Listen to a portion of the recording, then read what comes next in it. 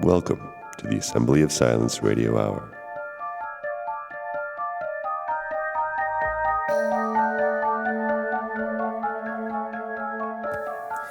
I thought I had already recorded an introduction to this episode, but then I accidentally listened to the last episode that I posted while I was trying to listen to the one that I'm presently working on. Just a fluke. And I realized that last episode was about prediction and control, which is fundamentally an effort to deal with the anxiety that arises in uncertain circumstance. And that's where we are. So it kind of sent some chills up my spine. Jeff and I had recorded that many months ago. Because as I will mention in a minute, the way I typically do things is I'll record things and sort of put it into a queue and work on it. And I like to have a few things in the bag in case I don't have time to record anything later. So I'm sort of saving stuff and releasing it as I go, which means that quite often things are recorded months ago.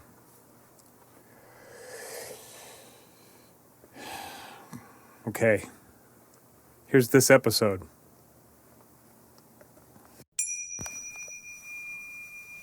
And here we are.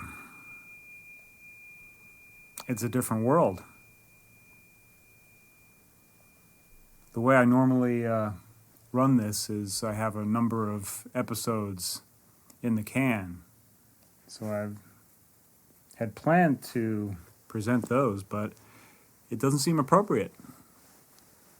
In many respects, a lot of things have become irrelevant. So I suppose there's really nothing to do but to discuss the matter at hand. I think probably the primary thing that we're all experiencing is a tremendous sense of uncertainty. And at some point or another, that uncertainty is going to resolve itself into actual conditions. And I think we're all pretty well aware of what some of those conditions might be. So I'm not sure we really need to discuss that a heck of a lot. What does seem worth discussing is how to cope with uncertainty and how to prepare for unfavorable conditions. Because if it turns out that after 6 weeks things go back to something resembling normal, then, well, we don't have to prepare for that. We're already prepared for that. We've been through situation normal. We know what that's like. We can deal with it. But now we're in the uncertain phase where we don't know how things are going to turn out. So, how does one deal with uncertainty? Well, there's a tendency to want to become certain when there's uncertainty. There's a tendency to want to know. There's a tendency to want to make up a story that seems most plausible or most favorable or most beneficial. The same thing as favorable, I suppose, but some people will tell a story that is rosy to cheer themselves up. Other people will tell a positive story as a way of spinning a situation to try to gain an advantage. So there's a difference in terms of that. But all of these things are an effort to keep uncertainty at bay, to not have to dwell within it, because it's an uncomfortable place to be. It's somewhat equivalent to the water trigram, the abysmal water, where we have a sense of things happening, but we don't have a sense of where they're going, and we're not really sure where it's all come from either. So a lot of people will try to focus on where did this thing come from, and, there's a lot of theories. It could be a lot of different things. We don't know any of those things either. Right? And does it really matter at this point? I mean, yes, obviously, it would be an entirely different thing if this were something that accidentally escaped from the wild, if you like, or was due to some sort of poor decisions on the part of bat-eating members of certain populations, or if it was released accidentally or perhaps intentionally. And, there have been accusations flying all around. I think China has accused the United States, and the United States has accused China. So there's all different types of ideas about how to resolve the uncertainty about what happened. Never mind about what's happening or what will happen. But we can't resolve it. Even if we had the technical capability to really delve into the issue, which most of us don't, there would be so much political pressure brought to bear for it to go one way or another, that those with the best technical capability are often severely compromised in whatever it is that they come up with. Which explains some of the pronouncements being made by people within positions of authority, both within the political and the medical realm, that seem unbelievable. But there you have it.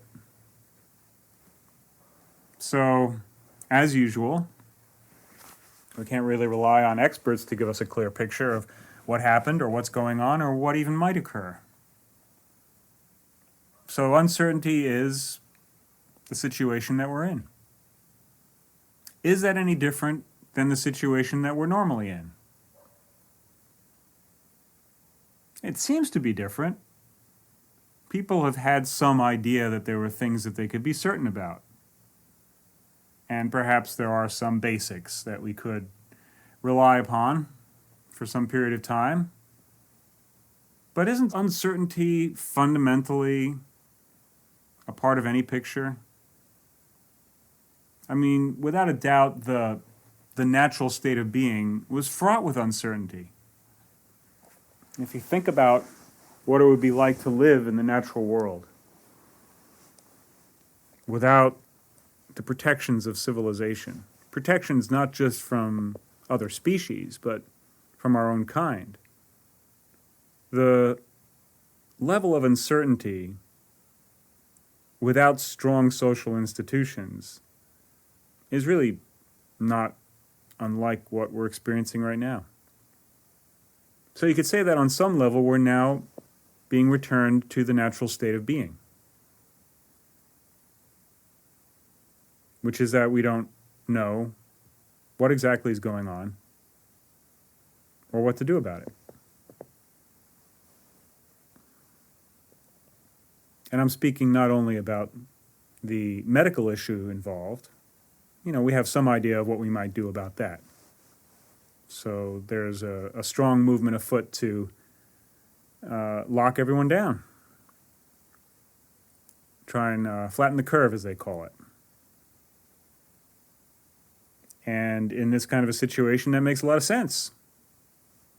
Even in the face of some of the information that suggests that maybe this isn't as bad as it could be. Although there's an awful lot of information to suggest that it could be a lot worse than we might imagine.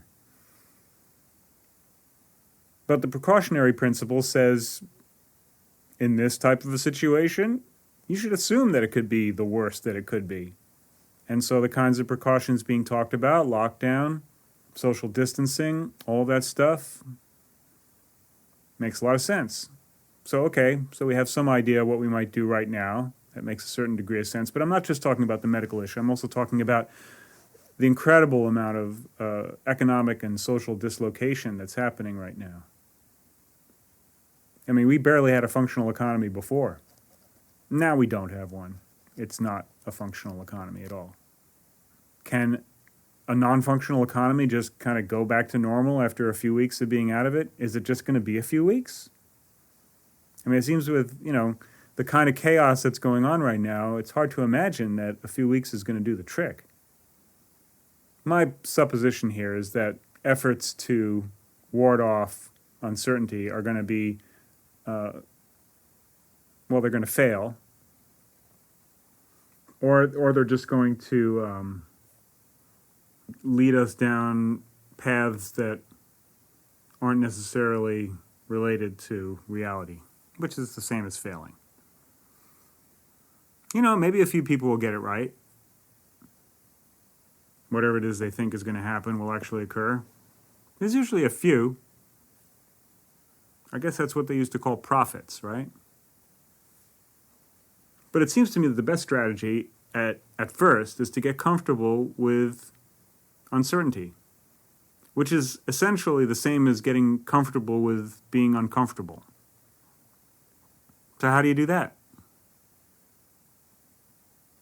Well, I think it helps to recognize that that's the natural state of being, and that a degree of wariness and caution and care and trepidation is warranted, natural, perhaps healthy, and that the primary thing we need to do is to temper ourselves and become resilient in the face of anxiety. So how do we do that? Well, I think in many respects, this is what the wisdom traditions were teaching us to deal with. I mean, after all, these are ancient traditions, and so the people were living in a perpetual state of uncertainty. And so it might be said that meditation practices, if you like, I mean, that may be kind of a polluted term at this point.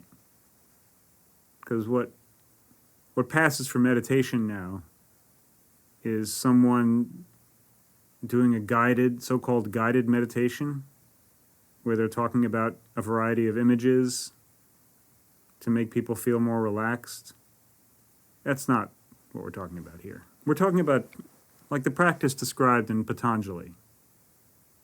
And if you haven't heard the episodes on Patanjali and you're not familiar with that unbelievably beautiful text, I recommend either get a little intro from the 2 episodes that I recorded on the subject, or just find the text online. It's easily found for free. It describes a very specific practice where you resolve objects within the mind. So in a state of anxiety, the mind will generate objects for you to cling on to. The feeling creates, you could say, an activity in the mind, and the mind tries to construct a narrative to explain or pacify, and the mind will typically, if the anxiety is high, kind of obsess on these objects, obsess about, this narrative or that, or sort of swing from one narrative to another, try to figure out all the options, or dedicate itself to one idea of what it thinks it needs to do. So there's all this activity in the mind when we're feeling anxious or uncertain. And Patanjali talks about neutralizing the objects in the mind, neutralizing thought activity.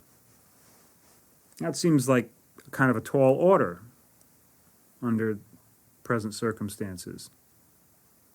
And isn't that just sort of ignoring the situation to neutralize activity? Well, not if you just do that as part of a practice to keep yourself together when things are increasingly stressful. So recognizing the situation, which is that we don't know, so it's a great deal of uncertainty, and that we have to deal with that uncertainty. Well, if we can't formulate specific plans and ideas, maybe we can to some extent, right? But when it comes down to the big picture, like what I was mentioning before, are we going to have a functional economy? That's a big picture question right now. And I think a lot of people are really worried about it because a lot of people have no income right now. So even if it's only for kind of a little maintenance throughout the course of the day, as you're going along, noticing that the mind is obsessing and that it's wearing you out, and you need to take a few minutes to neutralize whatever it is that mind is doing and get to peace. There's a number of reasons for doing it. It's not a withdrawal from the world. It's taking care of your faculties. And it's also reconnecting to, in my opinion, it's it's connecting to the divine source. Because when the mind is freed of its objects, it becomes a receptor.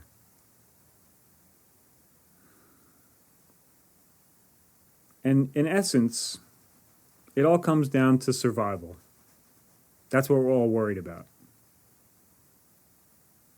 And the thing about the spiritual position with regards to survival is that it's not attached to the survival of the body. Ken Wheeler did a wonderful video recently. It's the kind of video that I've been hoping he would make. I'll try to remember to put a link to it in the show note description. He talks about the ancient Greeks' concept of the relationship between birth and death.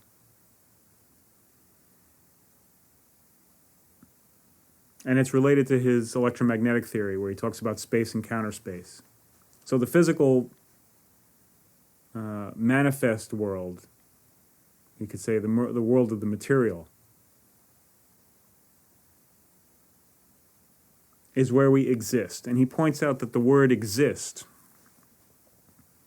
is actually a really interesting etymological structure, because it means exit the stance, exist, exiting the self in essence. It's like outside of the self is where existence is. And so it's interesting that Patanjali talks about the return to the self, the real self, the true self, not the one that's identified with a body, but the one that identifies with consciousness.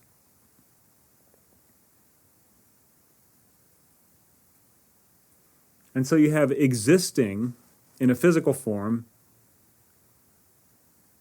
and then you have being, which is disembodied.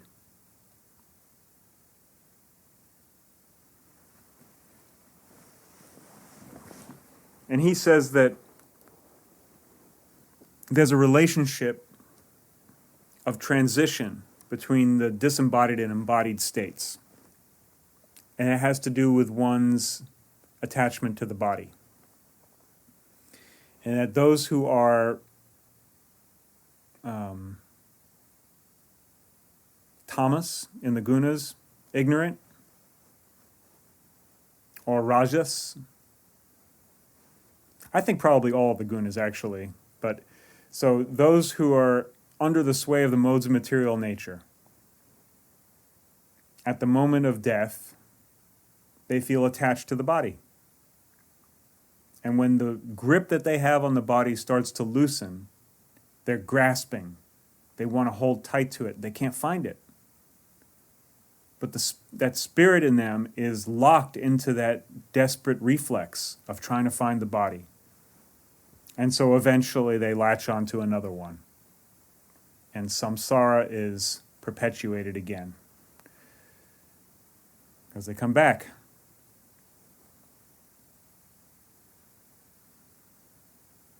But those who have achieved wisdom, who have found a spiritual connection to the greater self, to the one that transcends all of the bodies,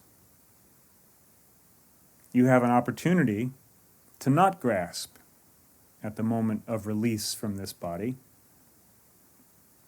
and therefore to not have to return to this existing world of suffering. The Greek and the ancient Sanskrit are in complete agreement on all of this. And as I was saying, these were cultures that were more directly connected to the natural state of being. So they were preoccupied with how to handle the reality of the world they found themselves in, which was one of great uncertainty.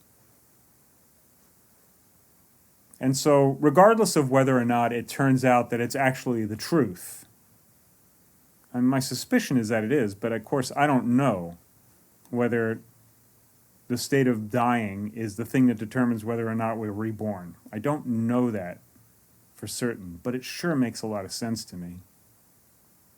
And it also seems like if you have to die, and of course we all do at some point or another, then it would make a lot more sense to die without feeling like you're gasping and trying to grab for the body that you can't hold on to. So all of this is just to say that the transition out of this life is not necessarily a bad thing, and the transition into this life is not necessarily a good thing. In fact, Wheeler describes the state of being of those who are grasping for the body as being hell when you're disembodied. So that doesn't sound good either, right? So it seems like the only, way out of the suffering, the cycle of suffering, is to accept. Sort of like what the samurai would say, is that they're already dead. And if you can accept that you're already dead, because it's going to happen at some point, and that point is going to be now in the future. If you're listening to this, it didn't happen at this particular now, but there will be a now at some point along the line. That will be your time, and you have to go. And then it just comes down to a question of, okay, well, what are you willing to do in order to hang out in this world? If it's absolute chaos and things really are, Road Warrior style, what's your attitude towards all that? Because, okay, if we're going to look at some of the possibilities, right? We go back to normal, all good, great, right? All right. Things are different forever from now on. Like the economy just won't return, right? What do? Well, it could have that deteriorating kind of Road Warrior thing where it's just social chaos and, everyone brings out all those guns they've been collecting and there you go. That's what it turns into, right? Or it could be more of like, some people thinking, well, you got your totalitarian one world government, they change the currency, everyone's locked into some sort of a dystopian digital nightmare. Maybe it's not totally dystopian. Maybe it's, some people are thinking, China really nailed this thing, actually, that they did an amazing job. And the reason they did it is because they're an incredibly powerful government with a relatively compliant population who just frickin' get stuff done. And they don't care if it's not profitable. It may be that way of living is more well adapted to the world as it is. Is the United States going to go for that? I doubt it. We're just way too fragmented, polarized. I don't think we could agree to do anything at this point. That's one of the things that concerns me the most. I don't think our government's going to be capable of responding. And I don't think that it's just because of one side or the other. I think both sides and what other agents there are involved in the whole thing. It's just one gigantic sewer. I mean, what can you call it? It's been a very long time since this government has really represented the interests of the people who live in this country. I don't see them just all of a sudden getting it together and actually doing that now. But God willing, I'll be wrong about that. I would love to be wrong about that. I would love to see this crisis turn things around in this country, bring people back together, and realize that, hey, whatever amount of money it is that's being made is not worth destroying the fabric of society. But that's what they've been doing. They've been allowing people who make incredible amounts of money to destroy society, to destroy the government, to destroy everything, really, for money. So prospects maybe not so good. Tough to say. And how long can each of us go without having income? Not long. I'm not sure I have much more to say about it, except it's a testing ground now for all of us. And I pray to God that whatever comes out of this ends up being a positive outcome in general for the state of things in this world. So that's the question to ask yourself. As we're confronted with whatever kind of scenario things play out into. Is it more important for you to get what you want out of the situation, or for the situation to improve? And if you had to choose between you getting some little piece of the pie, which is what everyone's been chasing after here, right? You cannot serve two masters. Sermon on the Mount. It's either God or money. And in this country, America,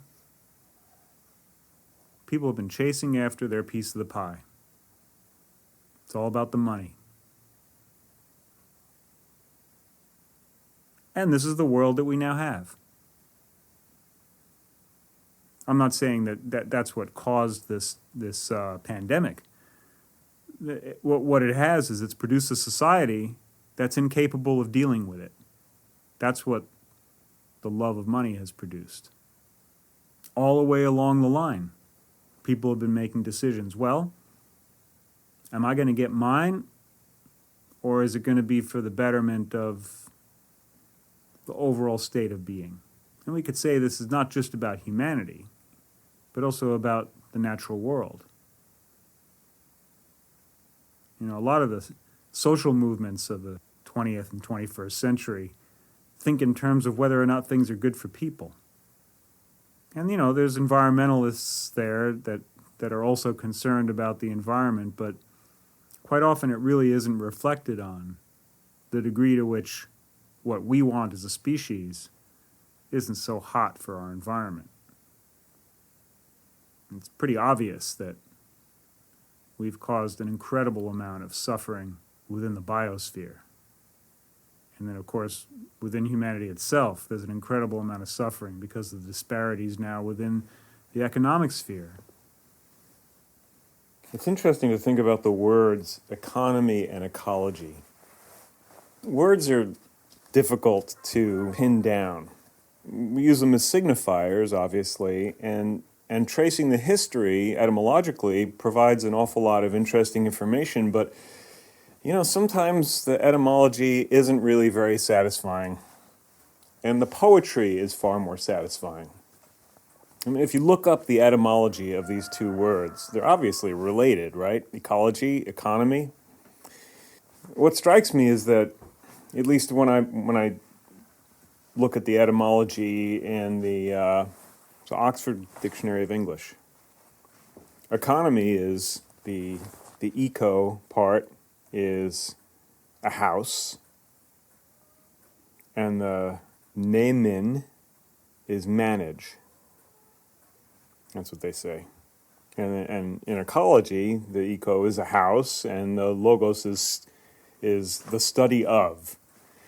But come on, logos. Everyone knows that logos is the Greek for the word, meaning the word of God. And nomos is the name, meaning the names assigned to things, like the words that we use, which means of man. Man assigns names, right? Like the Tao is the Tao that can be named is not the eternal Tao. And when you name something, it reduces it. So when you say something is nominal, it's in name only. Right? So the economy is the house of things in name only. It's not the actual thing. It's an abstraction separated from the logos. Right? The house of God is the ecology. That's where the actual being is, you could say. So the economy is, in a certain sense, by definition, something which is separate from but feeds on the ecology. So you could think of the economy as being a circumscribed entity, like a kind of like a cell existing within ecology, in the same way that like a sun exists within the universe. It has its own sort of mode of operation. feeding off of the ecology without any necessary consideration for the effect that it has on the ecology, even though the ecology is the thing that allows for it to exist. And this is typical of many systems. But it's not intelligent. It's ignorant. It's an ignorant way of going about things. And we see that expressed in various movements to try to bring ecological concerns into the economy. Ecological concerns have been left off of the spreadsheet in accounting. So they call it externalities, right? And there has been a movement afoot since the environmental movement, which interestingly is a term that now has supplanted the concept of ecology, probably because they want to remove the logos, which in my mind means it's just going to be a failed venture. Because once you eliminate God from the picture, you've missed everything. So it just becomes another technical exercise, which means it's just operating within the realm of nomos, which means it ain't going to work because it's separating itself from the essence. On some basic level, every economy is non-functional because it separates itself abstractly from the basis of being. And in particular, an economy that does not take into consideration the most basic aspects of its effect on the world that allows it to exist is it's not long for this world. And we think of the economy as being this incredibly mighty thing. But look at this tiny little virus that only has, it's serious, but it's like only 20% have complications, right? And we don't know what the death rate is, but it's, maybe 2%, something like that, 1%. It's more than the flu, but it's not like the plague, right? So, and that's all it took to basically bring the entire economy to a standstill of the whole world? What does that tell us about the robustness of our economy? It's an incredibly fragile thing. We constructed a house of cards. And all it takes is one little thing to go wrong. So it's obviously, we did not build this thing very well. So this is not managing the house well. If that's what the meaning of economy is, this has been a very poorly managed house. It's just not structured well. Because the principles aren't there. Because it's about love of money. That's what it's built on. You can't have anything that's robust built on love of money. Nothing can survive on the basis of love of money. Or even money itself, because money is basically worthless. The only thing that makes money of any value is the fact that everyone agrees that it's worth something. And we may unfortunately find that out in a very, very painful way very soon. God willing, hopefully not. But, all the possibilities are on the table now. So as we're all trying to figure out how to survive, we might want to ask ourselves these elemental questions. Try and get a sense of what's really important before we engage in whatever it is that's coming down the pike.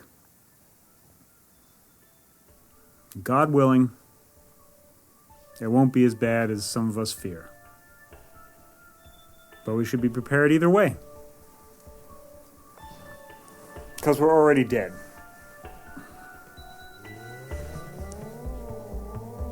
It's just a matter of time. Spend it well.